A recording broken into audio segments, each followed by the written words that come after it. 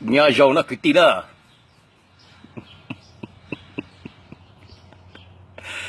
Ooh, nigga, you gotta be bullshitting me, man. Oh yeah. Cú này giàu nhắm lo tên nữa.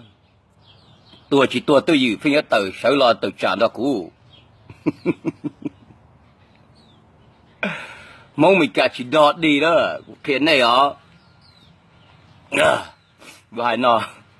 Cho tham mong mình cả đó. Có tham mong mình cả chứ. Mong mình cả mong khiêm mì.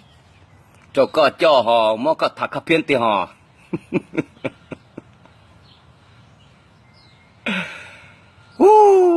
Sao cũng từ trả nó có là chứ. Cũng chứ nia có lại chứ. Dùng câu đầu này đây. Sao tham mong mình cả đó. Mong mình cả chỉ đọt đi hả? You know, I used to be a motherfucker pimp. You know, slapping hoes on the corner and shit, you know. Tôi trong lý có chứ, nhớ thì nó chứ. Cũng mất cái trong bỏ tập cái lưu chứ. Có một hầu lửa sơ. Chỉ của hai nó. Sao sao chẳng à? Cũng chạy mấy mình. Nông nào của tôi hai lù mà của hai lù cho dân tới ngân cầu xưa. Cho tôi lùa. Ê, của này giàu này, nên sẽ là tự trả được của xưa nữa. Của chị hai cho từ từ, của chị hai mong bò, của chị hai mong nhà la, mong thay, của chị hai lo lửa mong nó lên nào, của chị hai tôi lùa tới nữa. Của chị bao nửa bê nè. Của chị bao nửa bê chứ, của chị cũng muốn này hô tìm hô máy nè. Hô máy nè. Máy hả? Có hạt tiệc cái ít tụi nên nó tàu hai tàu. Của chị có chị hai này cho nên tí này mà. Có chị hai đâu là hạt tiệc. Giờ thông mong bị trả tí tôi chỉ tàu tự trả đâu tàn thọ bê nữa nè. Ê cháu có xá có lý chai, cháu có lan dây là lo, đi mua là lo. Có nó có tư lo ê của hai ta. Của tự trả nó này nè. Của tôi chạy mình mình cho sẽ đợi hạt tiệc. Của cho tự trả cho ê. Sau đó tôi tự trả của xin là nè. Cơ. Ê này mốt họ tư lo hạt tiệc của chị tan thọ này nữa nè. Ê có chỉ lý sở tí tôi nét đàn chúa. Chỉ nát cho sở lo ê. Chứ tôi liếc áp lông rồi lo. Ông lý hai bữa tờ hạ nhỏ. Chúng mà trả bữa thôi. Bữa tờ hạ nhỏ ê sở lo ê. Nó tự trả cú nè. Con trai mà. Có tự trả tao và có mất cái tên video nó delete thế. Có nó tàu hai tàu có cho tôi gì nữa. Trong cái tay sai. Con trai là gì thế. Con trai mà. Dù hai ta cho tôi trong cái tay sai mà. Có tụi mình có giá lo chấp lời nè. Có giá nè. Có cho khá hết khổ thì nhiều mình cả chúng muốn nông gây. Có chứ. Cháu có hết thông qua là tụi muốn nông gây cha nè. Đây rồi sẽ thông qua chúng muốn nông gây cha có đấy. Thông qua sẽ là mỗi chí tao lấy. Có nè. Có tụi chỉ tao chí nè. Có một bao lần đó. Giờ lớn mỗi cái trong một phòng bỏ chê chứ. Chỉ phòng có thế nào. Có bao lần đó. Chỉ kia có hả. Cái dù hay là chỉ đi có nè. Mong. Dù chuột sẽ khăn nó đó. Có chỉ muốn khát thích là tiền. Nhiều mì cà mà chúng muốn nông gây. Nó nè. Ê có chuyện sai như tôi tỉ bế mì cà nó nè. Cú lau đi nó nè. Cú lau đi nó nè. Cú chỉ tao bỏ ít tu mong lo sai như tôi tết cho mì cà nó nè. Có một bao lần đó. Ê ôi chuột đại mà. Cho hai tiền mong mì cà sai như một trong mong lo ngần gạo xưa nè. Có xỉa lư đó. Có tông cản tao sổ quá đó. Sao ở tụi mình đàn chúa hai lưu. Chúng muốn nông gây đi cơ mà. Sai như rong cho mà hai mà. Ê có sở lo có hai tiền có hai tàu. Giờ nhau dây có chỉ có anh gì. Ok có. Có một bọc nào. Giờ có nhau dây thì cũng có đây này. Cho Christmas tree nó nữa.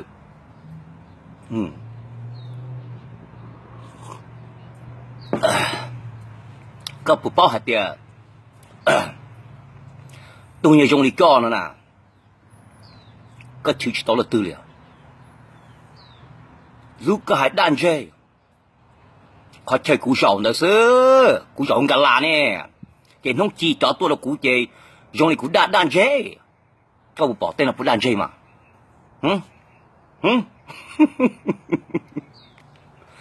cái tên là chỉ đàn chơi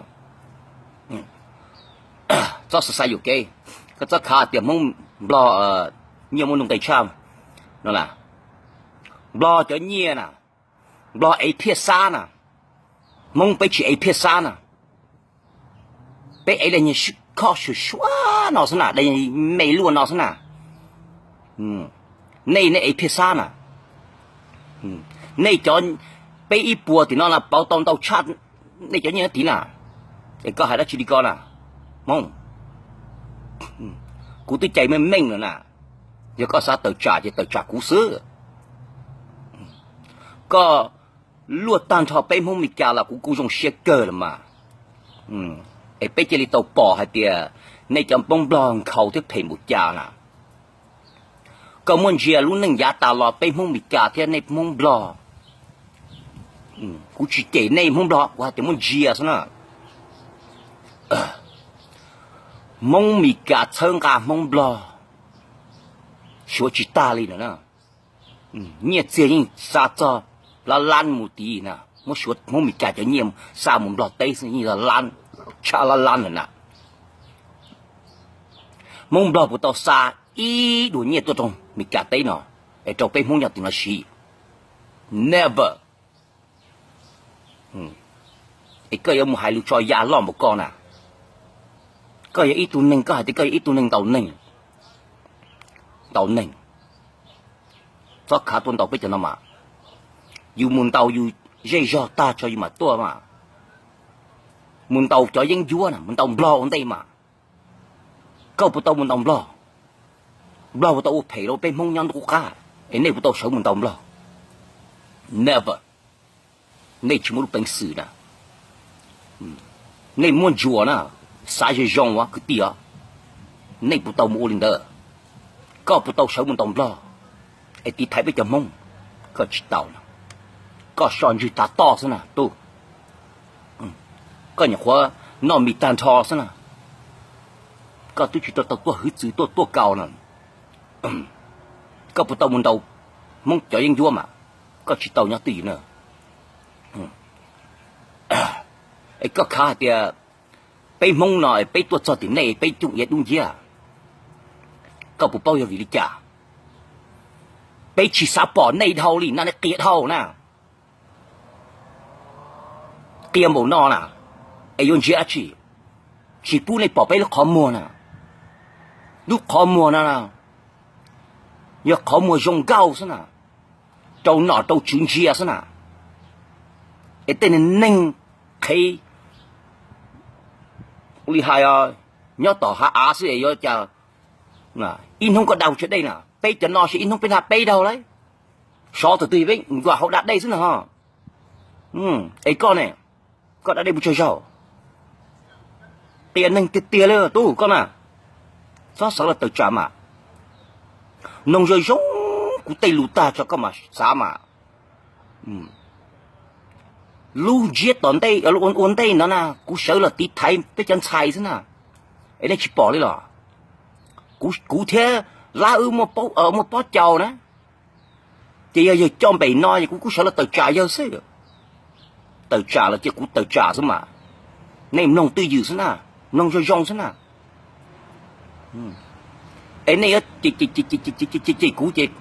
cú sợ là thì cú thích chạy mình này nè ấy này làm gì ta thì thế là cú tự hạt thì cú chạy cho ai xong đó tôi tự trả cú xin là cú chỉ xá tôm bể nói đó này chỉ trả chỉ chạy ôn không ôn mỏแต่chỉจำเป็นในจอนอต่อหายต่อกูเสือลอยย้อนก็นอต่อหายต่อนะก็กูอยู่เฉยตรงนี้ไม่เป๋แต่ก็ชิมไม่เป๋บ้าง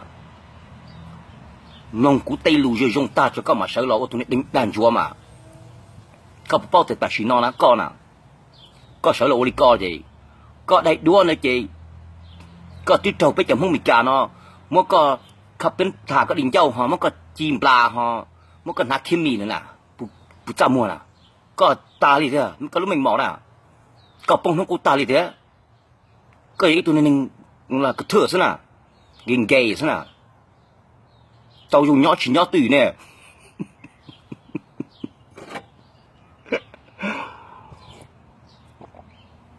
thế cụ pha lụt đó này cho anh xài cho bận nhỉ cụ hai đó này nè cụ luôn này I love you guys you know này cho anh xài để cho bận nhỉ nè thọ cho xong rồi tôi tự trả cụ chỉ ấy tụi này cụ nó bận nhỉ suy trả suy chế ok cụ chỉ tao chỉ tụi bận nhỉ đó cho ta nó cụ lộ cụ cho việc đi nó cụ chỉ tao chỉ tụi bận nhỉ đó ok cụ cho cái cụ học phe cụ chỉ cho tụi này dùng nó bận nhỉ suy trả suy chế bận nhỉ chỉ uốn liền một cha là cụ hay dùng thầm đào bên lò lụt đầu sư dịch tài lên đó nè cụ hay đó này cho bận nhỉ để cụ luôn này này chân sai thế cho xong rồi tôi chỉ cụ cụ chỉ sai nó này suy trả suy chế dù dùng cao mà dù cho tự trả nó dù cho tự luôn chứ mà cho là hay nó đi nó chế thầu là hay cú chỉ tôi chế cú chế nó chế cú thua mà cú thua tít xa sao cú ấy tụi nên cú hay lụt tít xa nè cú hay lụt phèn á cú chỉ cho này nè tại vì cú lúc họ phía cú chỉ tao cho kén đó thì cú hay đâu giờ chắc cái giờ tôi nào lúc khi tôi thác cú nữa nè dù nào khi sinh nhá tôi dù cho lì cò nè cái cho lì cò chế có tại vì nó có tại họ tự chế luôn có chứ tiền một trò thì ô nên đó là nè cứ tin nó là nè em một than không bị cản không bị cản em muốn lúc khi mình thế khắp bên rồi thả ta là nó chỉ chăm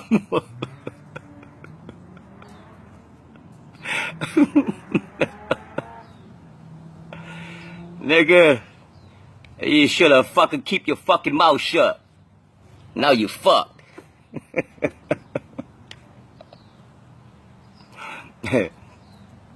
กูcho hay nó có chứ mà thế cũng đã có hay là lù trâu cho cái tim không lo không thay không nhận ra còn đây làกูchỉ nói này tự trả lên đó là thọ cho tự trả cũ thế cũng đã có lỗi tụi mình luôn đấy là thiệt sao cái rồng này bên nông của tiền yêu đi trả bên không chạy xí hậu còn đây là cũng mà biển nào ok cũng mà biển cho lũ họ phiêu trả bên không chạy xí hậu cú đại viết được nó xứ lọ cú hay trong bọn nó lọ nay vừa tôi tự trả nó cú đi vừa chỉ cú chùa sửa lư thế chỉ ta lên đó nè họ cú nó khủng nè nhưng mà nhiều khoản giao nhiều chân nó để cho xả lý trả rồi nhiều con khỉ nhau chỉ cũng muốn nọ thế thầy bé uống nành nho vấn đề dù mu tự trả là ít tụi nên dù sai cho rong chơi mà tự trả nè ok dù cho là tao là hay dù cầm nông tụi nên để cho việc đi rong cho mà nông do việc đi trả giờ họ tự trả đi nó phí đi trả mua đi trả lúc bao đó lúc gì ta mà dù mà tự trả giờ dù chỉ nông nên tự chỉ là tao là một tự trả cái chỉ dù cái lo nữa họ giờ cứ ở la nữa là li hai chỉ mà đã chỉ được thế giờ ở bên nhà lò của bên nhà lò thì tạ lên tới chuyện này giống như là hai rồi giờ toàn đây nó giờ các tự trả thì mà mua luôn gì này cứ hai chỗ này nó thì ô li nhà rong nữa nhà giàu nữa cú rong xia thì có tất cả sợ là lại tua cú lùm bè để cú có tụt gì cú chỉ nhau nó thì có cho nhau xia mua đã chi là sau tới tôi đã có tụt gì tao xếp phải cho cú á nhà giàu á dù cú vô tao có nhon tôi có cá lờ tại vì có tao xếp phải cú nữa lúc cú về nó là hay tú và tú chơi xong cả cú luôn mình mò xong cả cú để mua đi cha là cú mình xong tới là xưa hút tôi nó có thả nhà giàu á rồi có tông cần thêm mình gì là chưa đi khắp bên là gì châu xưa đây cũng mà yếu tôi có nè thì nói rong à ok thì nó sẽ là